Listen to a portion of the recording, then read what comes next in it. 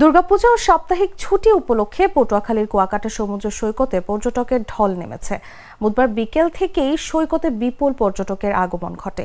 আগত পর্যটকরা সৈকতের নোনা জলে গা ভাসিয়ে আনন্দ উন্মাদনায় মেতে ওঠেন।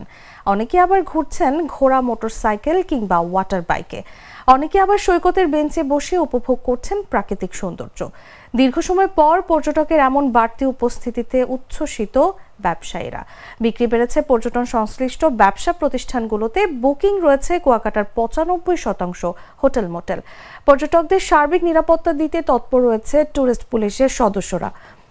দেশের দক্ষিণের এই পর্যটন কেন্দ্রটির মূল মৌসুম ধরা হয় অক্টোবর থেকে এপ্রিল পর্যন্ত। পূজায় দীর্ঘমেয়াদী বন্ধ পাওয়াতে আমরা সি বিচে চলে এসেছি। আমাদের প্রাণের একটি স্থান, সুযোগ পাইলে আমরা এখানে চলে আসি। আমাদের খুব ভালো লাগছে। কুয়াকাটা, তারপরে রাতের পরিবেশ আমার কাছে ভালো লাগে। দুপুরে রোদ্র থাকে, তারপরে গরম লাগে না, ভালোই লাগে। নিচে বসে থাকতে আমার কাছে অনেক ভালো লাগে।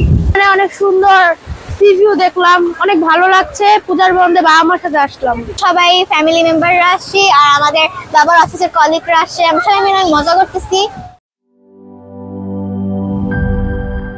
বান্ডেল থাকলে প্রতি সেনমানিতে টাকা বাঁচবে। বিকাশ সেনমানি বান্ডেল কিনে জিতুন প্রতি লেনদেনে।